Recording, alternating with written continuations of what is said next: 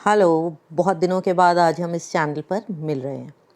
इस वीडियो में मैं स्टार्ट करने की सोच रही हूँ CUET का जो हमारा एग्ज़ाम होना है। ओके, इसके लिए बहुत रिक्वेस्ट आ रहे थे लेकिन मैं स्टार्ट नहीं कर रही थी। एक तो बहुत सारे क्वेश्चंस बनाने पड़ते हैं, बहुत टाइम भी लगता है और हम अकेले वर्क करते हैं तो बहुत सारे क्वेश्चंस बनाने में, उनको आगे तक ले जाने में टाइम बहुत लगता है।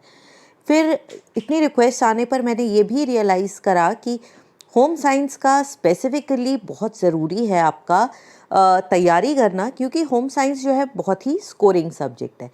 अब जब आप CUET का एग्ज़ाम दोगे तो ये तो सभी को पता है कि CUET में आपको डोमेन 1 और डोमेन 2 में पेपर्स देने हैं, और जब आप एग्ज़ाम देने जाओगे तो जो आपके बेस्ट स्कोरिंग सब्जेक्ट्स होंगे आप उनको लेके चल सकते हो। और home science as we all know कि बहुत स्कोरिंग है, तो अगर आप बाकी सब्जेक्ट्स को प्रिपेयर कर रहे हो उसके बाद भी होम साइंस का जब आप एग्ज़ाम दो तो बहुत ही अच्छा होगा अगर आपके होम साइंस पे नंबर अच्छे आ जाएं, क्योंकि ये बहुत स्कोरिंग है। तो आज मैंने फिर कोशिश करके स्टार्ट करा है, लेकिन अभी तो मैंने सिर्फ सिलेबस के बारे में आपको बता रही हूँ। फिर हम देखेंगे पेपर पैटर्न कैसा आएगा, पेपर पैटर्न में किस तरह से हम रिविजन्स लें, और उसके बाद मैं कुछ कोशिश करूँगी आपको सैम्पल पेपर्स दिखाने की, या कुछ ऑब्जेक्टिव पेपर्स को शेयर करेंगे हम। ठीक है, तो होम साइंस जो है इसका कोड होगा 315, और इसमें क्लास 12th का ही सिलेबस आएगा। अब आप ये एग्जैक्टली मान के मत चलना कि क्लास 12th का ही आएगा, क्योंकि देखो कुछ चीज़ें तो ऐसी होती हैं जो हम 12th में 11th से ही आगे लेकर जाते हैं, बट मोर और लेस क्लास 12th का ही सिलेबस जो है CUET के एग्ज़ाम में आएगा। अब सबसे पहले जब सिलेबस आया है तो उन्होंने आपको क्या बताया है कि एक क्वेश्चन पेपर होगा जिसमें 50 क्वेश्चंस होंगे, और इन 50 में से आपको 40 क्वेश्चंस अटेम्प्ट करने। ये तो CUET का पैटर्न नहीं है, 40 क्वेश्चंस अटेम्प्ट करने। लेकिन यहाँ ध्यान क्या रखना है कि हर राइट आंसर पे आपको 5 नंबर मिलेंगे, लेकिन हर रॉन्ग आंसर पे -1 है। तो CUET के एग्ज़ाम में माइनस या नेगेटिव मार्किंग है, इसलिए अगर क्वेश्चन नहीं आता तो उसको अटेम्प्ट नहीं करोगे। सिर्फ वही क्वेश्चंस अटेम्प्ट करना जो आपको आते हैं, या फिर आपको पता है कि अगर आप गेस भी कर रहे हो तो वो 90% सही है, और अगर 90% सही है तो आप उसको गेस मत करना। गेस वर्क कैसे कर सकते हैं, इसके लिए भी मैं MCQs में कैसे अटेम्प्ट करना है, यहाँ पर आपको जो लिंक दे रही हूँ आप उसके थ्रू उस वीडियो को देख सकते हो, MCQs को। ठीक है, लेकिन इससे पहले कि मैं आगे बढ़ूँ, चैनल को सब्सक्राइब ज़रूर करो और वीडियोस को शेयर करो। अगर शेयर होगा तो मैं और मेहनत करूँगी, और अगर आप इसको बार बार नहीं देख रहे हो या आपको इसकी ज़रूरत नहीं है तो फिर हम इसको छोड़ देंगे। ओके, तो सबसे पहले हम सिलेबस स्टार्ट करते हैं, और चैनल को सब्सक्राइब करना बिल्कुल मत भूलना। इस सिलेबस में जो आपको ध्यान रखना है कि ये देखो, जो आपको 12th का सिलेबस CBSE से आया था ये एग्जैक्टली वैसा ही सिलेबस नहीं है। हाँ, इसके लेसन्स, चैप्टर्स और यूनिट्स जो हैं वो तो सेम है, चैप्टर्स का नाम भी सेम है, यूनिट्स भी सेम है, सब कुछ सेम है, लेकिन देखो उतनी सारी डिटेल्स और उतनी सारी चीज़ें नहीं है। जो सबसे बड़ा चेंज है कि जो चैप्टर 1 था, याद है आपको, चैप्टर 1 जो है क्लास 12th का बहुत लंबा था, वर्क, लाइवलीहुड और करियर, वहाँ से स्टार्टिंग नहीं है। हमारी स्टार्टिंग कहाँ से हुई है, फूड और न्यूट्रिशन वाले चैप्टर से। तो वर्क और लाइवलीहुड, वो जो इतना लंबा चैप्टर था वो आपको नहीं करना है, और ये एक आपके लिए अच्छी खबर हो सकती है। तो आपका जो सिलेबस है उसमें क्या क्या है, सबसे पहले देखो, न्यूट्रिशन फूड साइंस, मतलब जो हमारा यूनिट 2 है उससे क्या क्या आ रहा है, क्लिनिकल न्यूट्रिशन और डाइटेटिक्स, इसकी significance, diet therapy objectives, role of nutritionist, type of diets और स्कोप एंड करियर। इसको करना कैसे है, इसकी जो स्ट्रैटेजी होगी ना कि हम इसको कैसे करें, ये एक मैं बहुत शॉर्ट वीडियो में अगले ले लूँगी, जिसमें मैं इन टॉपिक्स के बारे में बिल्कुल सिंपली बताऊँगी। अभी हम सिर्फ सिलेबस देख रहे हैं। तो क्लिनिकल न्यूट्रिशन में हमें क्या करना है, सिग्निफिकेंस देखेंगे, उसका इंपॉर्टेंस क्या है, डाइट थेरेपी कितनी तरह की थी और उसमें न्यूट्रिशनिस्ट का क्या रोल हो सकता है। फिर हमारा अगला लेसन था पब्लिक न्यूट्रिशन एंड हेल्थ। इसमें क्या क्या आएगा, इसमें आएगा पब्लिक हेल्थ और न्यूट्रिशन क्या होता है, हमारी कंट्री में न्यूट्रिशनल प्रॉब्लम्स कौन कौन से हैं, इसमें याद होगा माइक्रो न्यूट्रिएंट्स, मेजर न्यूट्रिएंट्स, और कौन कौन सी स्ट्रैटेजीज़ हैं न्यूट्रिशनल प्रॉब्लम्स को टैकल करने के लिए। उसके बाद scope and career, scope and career तो सभी में आएगा। ओके, फिर हम आगे बढ़ते हैं। फिर है catering and food services management. अब ये ध्यान रखना कि ये वाला जो चैप्टर है ये डिलीटेड पार्ट था, तो होम साइंस का जितना भी डिलीटेड सिलेबस था वो भी यहाँ पर इंक्लूड किया गया है। ओके, तो जो डिलीटेड चैप्टर्स थे उनको छोड़ना नहीं है, आपको वो सारे चैप्टर्स करने हैं। केटरिंग एंड फूड सर्विसेज, इसका मैं वीडियो भी बना चुकी हूँ और इसके इंपॉर्टेंट क्वेश्चंस MCQs भी मैं पोस्ट कर चुकी हूँ, आप जो है उसको प्लेलिस्ट में जाकर देख सकते हो। इसमें क्या क्या है, types of food service management, management in food services और स्कोप एंड करियर। ध्यान दो बेटा, ये पूरे चैप्टर्स नहीं है।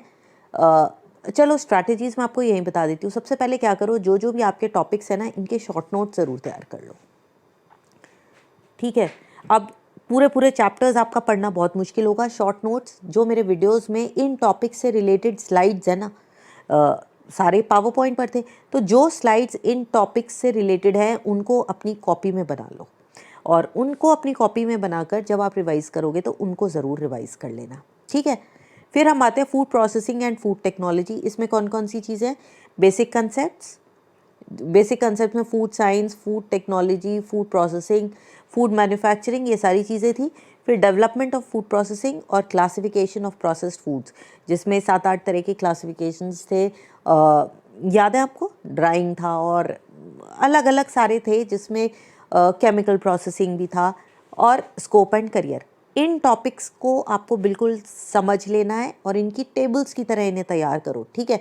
कलरफुल पेन्स लो और उस तरह से इनको टैबुलर फॉर्म में इनको प्रिपेयर करो। फिर आता है food quality and food safety, जिसमें फिर है आपका बेसिक कंसेप्ट, फूड स्टैंडर्ड और रेगुलेशंस। इंडिया के थे FSSAI, इंटरनेशनल में था CAC, WTO और ISI। ये तीनों आपको करने हैं। इसका ये मतलब नहीं है ISO, इसका ये मतलब नहीं है कि आप एग मार्क और ISI इन सबको स्किप कर जाओ, नहीं, वो भी उतने इंपॉर्टेंट रहेंगे। Food safety and management systems, इसमें HACCP था और आपका GMP, ये सारे आपको करने हैं, और स्कोप एंड करियर फिर से आ जाता है। तो यहाँ पर हो गया आपका यूनिट 2। फिर हम आएंगे यूनिट 3 पर। यूनिट 3 था फूड डेवलपमेंट और लाइफ स्पैन अप्रोच।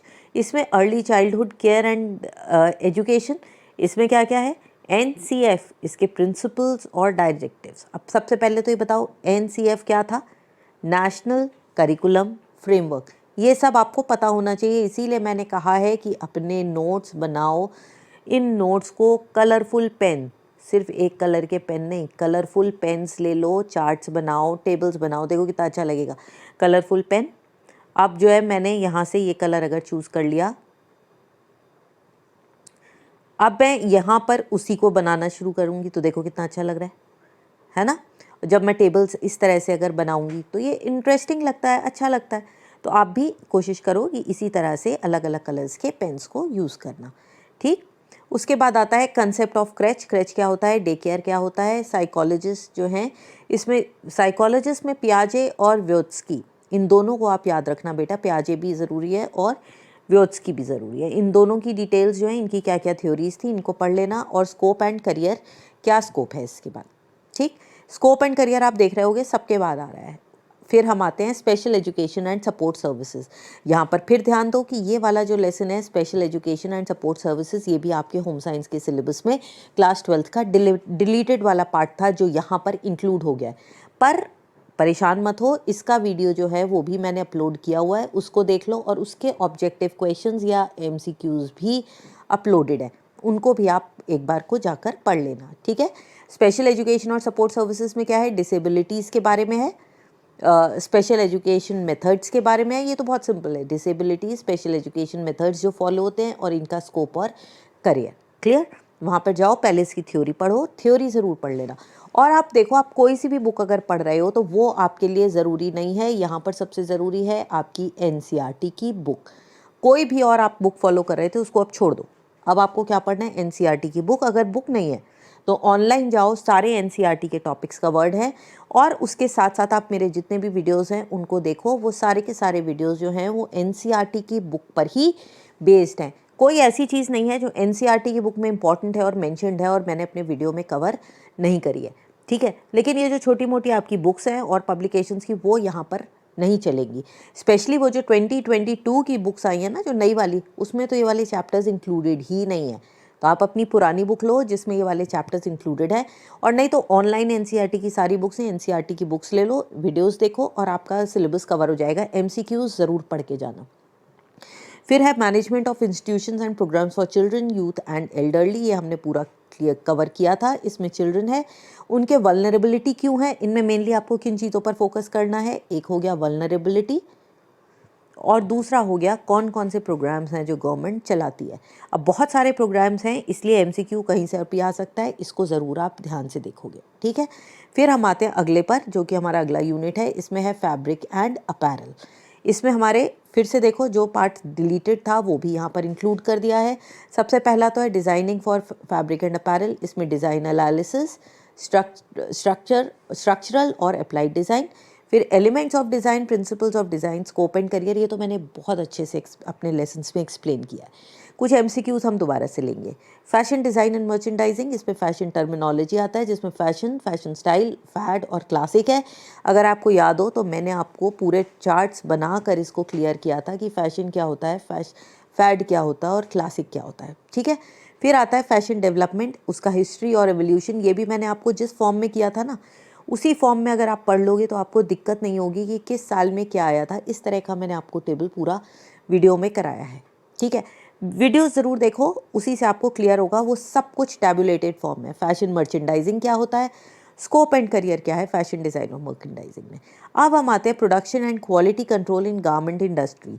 ये जो चैप्टर है ये मैंने अपने वीडियोज़ में कवर नहीं किया है। इसको अब मैं सोच रही हूँ वीडियोज़ में ना कवर करके एमसीक्यूज़ में कवर करूँ तो कैसा रहेगा।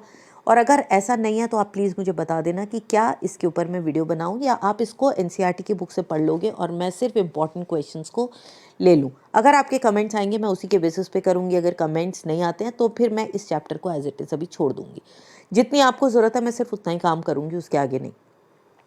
फिर आता है हमारा लास्ट वाला पार्ट जिसको हमने कवर किया था, प्रोडक्शन एंड क्वालिटी कंट्रोल में आप क्या क्या पढ़ोगे। स्टेजेस क्या है अपैरल प्रोडक्शन की, मतलब जब कपड़े बनाए जाते हैं तो उसकी क्या क्या स्टेजेस होती हैं, उसका क्वालिटी एश्योरेंस किस तरह का होता है इंडस्ट्री में। जब बाहर निकलता है कपड़ा मार्केट के लिए तो उसकी पूरी चेकिंग होती है किस क्वालिटी का है, और स्पेशली अगर एक्सपोर्ट हो रहा है एक्सपोर्ट हाउसेज में, और उसमें स्कोप एंड करियर क्या है।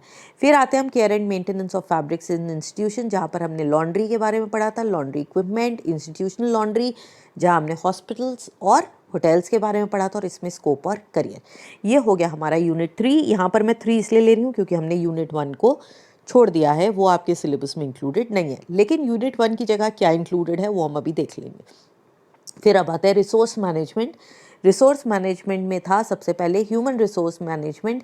ये चैप्टर भी क्योंकि 12th के सिलेबस में नहीं था तो मैंने इसके वीडियोस नहीं बनाए हैं। इसमें आपको 2 टॉपिक्स पढ़ने हैं, significance and functions of HRM और स्कोप एंड करियर।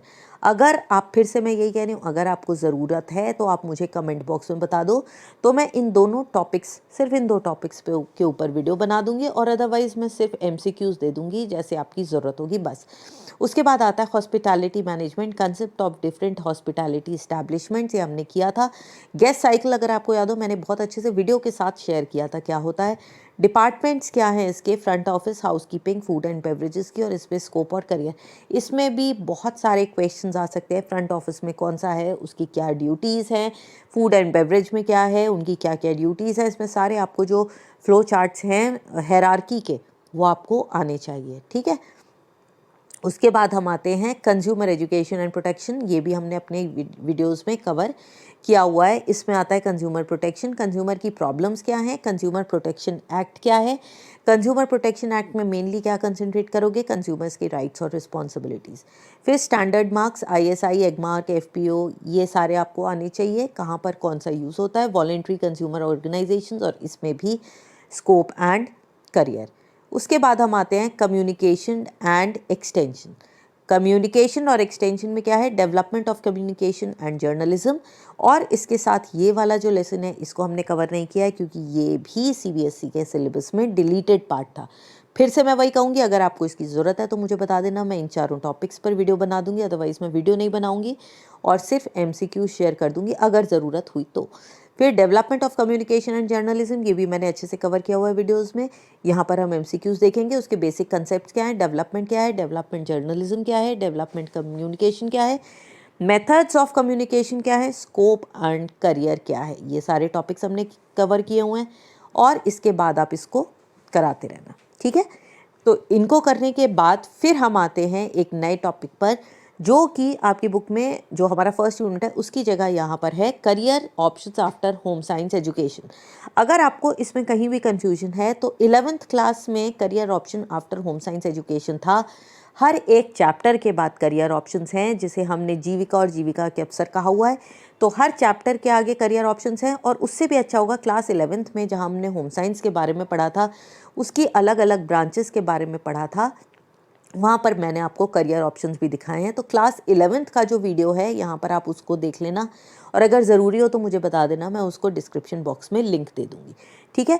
तो मैंने यहाँ पर सिलेबस डिस्कस करा है, फिर हम इसके एमसीक्यूज़ जिस तरह से आपको ज़रूरत होगी वैसे ही करेंगे, लेकिन ध्यान रखो अपने नोट्स बनाओ टेबल्स के हिसाब से। पूरी बुक पढ़ने का टाइम आपके पास बिल्कुल नहीं होगा, नोट से आप अपने एमसीक्यूज़ अटेम्प्ट कर पाओगे। याद रखना नेगेटिव मार्किंग भी है, तो अगर एक सही आंसर पे आपको 5 नंबर मिल रहे हैं तो गलत आंसर पे आपको -1 मार्क हो रहा है। तो जो आंसर नहीं आते उनको अटेम्प्ट मत करना। तो सिस्टमैटिकली चलो, होम साइंस इतना सिंपल रहेगा बेटा कि अगर आपने थोड़ा भी इसे कर लिया है तो आपको स्कोर करना बहुत अच्छा रहेगा, और आपको एडमिशन भी मिलना आसान हो जाएगा। क्यों? क्योंकि होम साइंस स्कोरिंग है, ईजी है। किसी भी और सब्जेक्ट को अगर आप लेते हो, हिस्ट्री ले रहे हो, पॉल साइंस ले रहे हो, या फिर आप इको ले रहे हो, वहाँ पर स्कोर करना इससे ज़्यादा मुश्किल है। होम साइंस में स्कोर करना is very simple. So all the best, कोशिश करो और अपनी पढ़ाई जो है वो चालू रखो, ठीक है। अपना टारगेट ये लेके रखो कि आपको सारे क्वेश्चंस आने चाहिए। 10 की चॉइस आपको पहले से ही मिल रही है, बाकी सारे आने चाहिए, कोई भी गलत क्वेश्चंस अटेम्प्ट नहीं करना। तो जिस तरह से हम आगे बढ़ेंगे, I let you know and see you in the next video with अलग अलग एमसीक्यूज़, या अगर आपको वीडियोस की भी ज़रूरत हो तो वो भी बता देना। Keep following and keep subscribing, don't forget to share it with your friends जो CUET का एग्ज़ाम दे रहे हैं। इसमें याद रखना, मैं हिंदी और इंग्लिश मीडियम के अलग अलग वीडियोज़ नहीं बनाऊँगी, मैं इंग्लिश में ही बनाऊँगी वीडियोज़, और हिंदी उसके साथ में आपको दे दूँगी। और मिक्स लैंग्वेज में हम जैसे अभी बात करें उसी तरह से हम अपने सिलेबस को कवर करेंगे। Okay, see you in the next video, till then bye bye, keep studying.